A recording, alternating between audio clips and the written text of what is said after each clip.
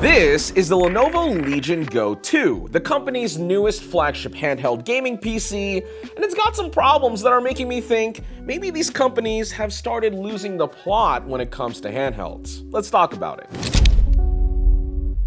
The Legion Go 2 is probably the best gaming handheld PC on the market right now, at least until Team Green over there releases theirs in about a month or so. This guy tries to offer a sort of no compromises portable experience, and in a lot of ways, it does deliver on that promise. Functionally, it's way more comfortable to hold than the original Legion Go with this more rounded shape. It's actually similar in that regard to the Legion Go S that we took a look at a couple of months ago. Additionally, one of the biggest claims to fame when it comes to the Legion Go line, especially with this new Legion Go 2, is the fact that it has detachable controllers. Now, in my opinion, I do think that the mechanism needs a little bit of work. It's not as seamless of an operation as a certain Nintendo console. But if you're feeling a bit fatigued from holding this absolute unit of a device, because you will, it is chunky, you can open the kickstand up here on the back, put it on your table, and boom,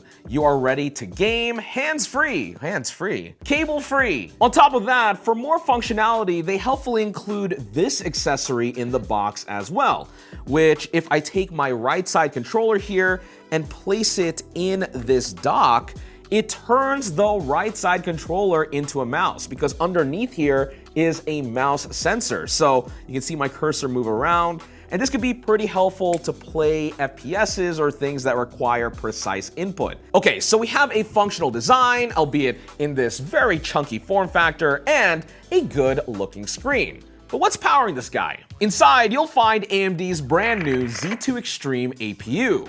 We're talking an 8-core 16-thread CPU on the new Zen 5 architecture, plus an integrated RDNA 3.5 based Radeon 890M with 16 CUs. It might be a lot of mumbo jumbo, but with this, we are seeing about a 15 to 20% performance gain over last year's Z1 Extreme, at least going by synthetic benchmarks running at the max 35 watts. However, where you will see the most meaningful improvement with this chip is while running games at lower TDPs. Granted, I've only had my hands on this thing for just a little bit of time, so I just played my usual testing game, Cyberpunk 2077. With a 74 watt-hour cell in here, which is nearly double that of the original Legion Go, I was getting about 1 to 2 hours of battery life with Cyberpunk at that full 1200p setting, but dialed back at 800p medium at that 17 to 18 watt TDP, I was getting around 3 to 3.5 hours.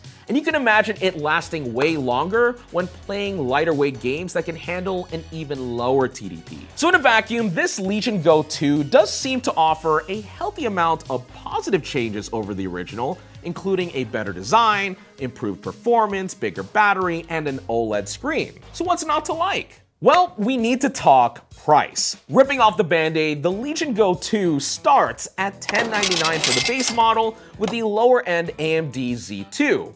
Then, for this model right here, the big chungus with the Z2 Extreme, that costs a whopping $1350. Seriously, look, I don't want to just knee-jerk react to a high price point, but it doesn't take a rocket scientist to argue that you aren't getting double the fun here. So who exactly is this for? Well, according to the briefing materials provided by Lenovo, this device is targeting a very specific customer, the hardcore handheld enthusiast who collects multiple devices, optimizes every setting, and shares tweaks with online communities. I mean, we all know this type of person exists, but I don't think that type of user is as common as Lenovo thinks it is. Most people who already bought into this form factor, whether it be through the Steam Deck or Z1 Extreme devices like the Ally or Ally X, are simply soul-searching, trying to figure out what works best for them. They weren't intending to build a collection of these things. It just happened to be a byproduct of this relatively young product segment just sorting itself out. But lo and behold, now we have this, the Legion Go 2, which is priced to oblivion. And with that, Lenovo has managed to alienate two groups of people at once. The existing user base that already loved the Legion Go. Those guys probably expected something similar but better, not a device that costs nearly double that. Which is a shame because that's a lot of goodwill thrown away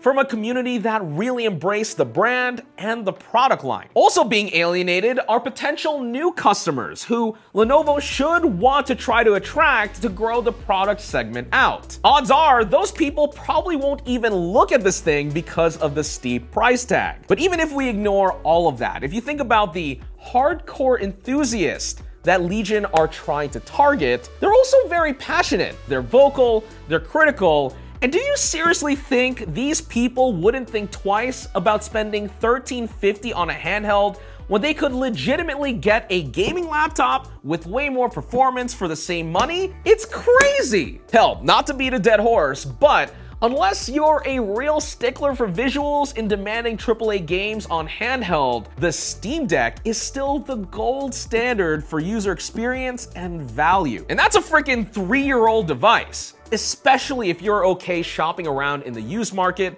you can find clean examples hovering around the $300 range. And that brings me to something that's been bothering me about this whole premium handheld trend. When what is essentially the world's most popular new game right now is a $20 indie 2D side-scroller that can basically run on everything, it really makes you wonder what the actual market need is for these ludicrously expensive handhelds. And it's not just Silksong. We already know that people love playing games like Stardew Valley, Fortnite, and explore the vast array of indie titles out there on their handhelds that don't necessarily need bleeding-edge hardware. Look, I get that the Legion Go 2 can run Cyberpunk, for example, at higher settings than a Steam Deck, but here's the thing, when you're compromising the experience anyway by playing on a smaller screen with limited battery life, how much of those extra visual bells and whistles actually matter? And this isn't just a Legion Go problem either. The whole premium handheld market seems to be chasing this idea that people want console-quality AAA gaming on the go, but I'm not entirely convinced that most handheld users actually want or need this. In the words of good old Peter Griffin, you know what really grinds my gears? For $1,350, you can buy a pretty decent gaming laptop. And I'm not just talking about some bargain bin machine either. Quite literally, a couple of weeks ago for a video, I bought this, an HP Omen equipped with an RTX 5070 for roughly that same price. Think about that for a minute. The Legion Go 2 costs literally the same as a proper gaming laptop with a dedicated GPU that will absolutely demolish it in every sense, especially performance. I mean, sure, the laptop isn't as portable, but if you are spending over $1,300 on a handheld, you gotta ask yourself, what's the real compromise here? But even if you're truly considering that premium PC handheld gaming experience, the ROG Xbox Ally X that's launching next month is speculated to cost under $1,000. For that money, it also has a Z2 Extreme, slightly less RAM than the Go 2, but 24 gigs is still plenty. But most importantly, it has that version of Windows 11 that's actually tailored to the handheld experience. At around $850 to $1,000, that might still be pretty expensive for what you're getting. But shout out to Lenovo, I guess, for making it seem like a good deal. Well, it is clear that Lenovo put a lot of thought into this device. The engineering is solid, the OLED screen is gorgeous, and the detachable controllers are unique functionality, if you ignore the Nintendo Switch. But all that gets overshadowed by the pricing, and it genuinely feels like it's disconnected from reality. The poster child of this product segment, the Steam Deck, succeeded because it offered something genuinely new at a reasonable price. You can play your entire Steam library on the go for a device that's somewhere around $300 to $400. That, at the time of release, was revolutionary and arguably still kind of is. But now we're in this weird arms race where every new handheld has to be more powerful, more premium, and more expensive than the last. And I'm not entirely sure that makes gaming better for everyone. Lenovo, if you're watching this video right now, hear me out. Let's be honest about what handhelds actually are for most people. They are supplementary devices. Users that are interested in them probably already have a desktop or laptop. and maybe want something portable for the couch or for travel. And spending $1,350 on what is essentially your third gaming device is a pretty tough sell. Because right now, asking that money for a handheld PC feels less like innovation and more like testing how much enthusiasts are willing to pay just because it has the word premium attached to it. But let me know, what do you think about the Legion Go 2 and this whole premium handheld gaming market in the comments below? Otherwise, thanks for watching this video on Denki channel.